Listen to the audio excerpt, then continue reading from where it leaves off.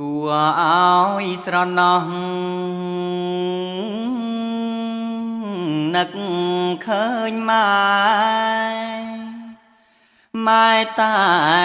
ងនៅក្បែរម៉ែថែកូនម៉ែថ្នមម៉ែបងនិងប្អូនយប់យន់ស្ងាត់សូនម៉ែបំពេចង់គៀងប្លង់ទាំងតូចទៀបរនៀបឬស័យខំផ្ទាំងគេងួចទឹកឲ្យកូនគ្មានទុំណែម៉ែវាទៅចង់នៅអង្រឹង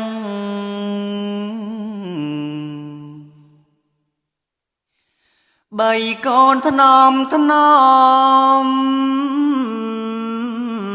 បំបើដោះកូនដេកញ៉ាយលក់អស់ស្ងាត់សូនឈឹងម៉ែក៏សមរាននៅក្បែរនឹងដៃយល់អង្រឹងភ្នែកប្រឹងថ្មិច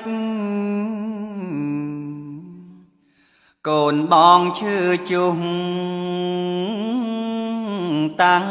ស្រែកយំម៉ែយកដៃរំលាមួងលិចកូនតូចក៏ស្រែកមួយរំពេចម៉ែផ្លេចមិនបានយល់អង្រឹងពងម៉ែមិនបានសមរានទេ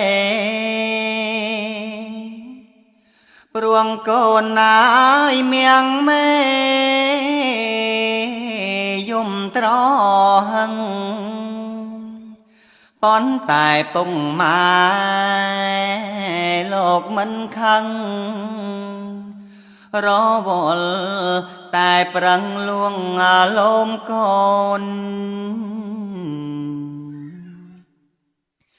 កូនយំឥតឈប់លោក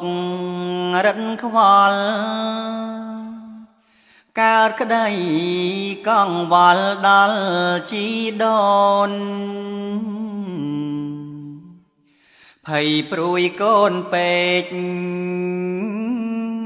នឹកបងប្អូនទាំងយប់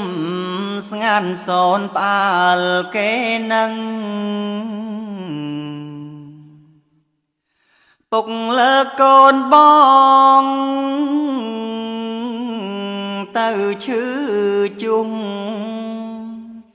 ម៉ែស្ទុងឲ្យបីកូ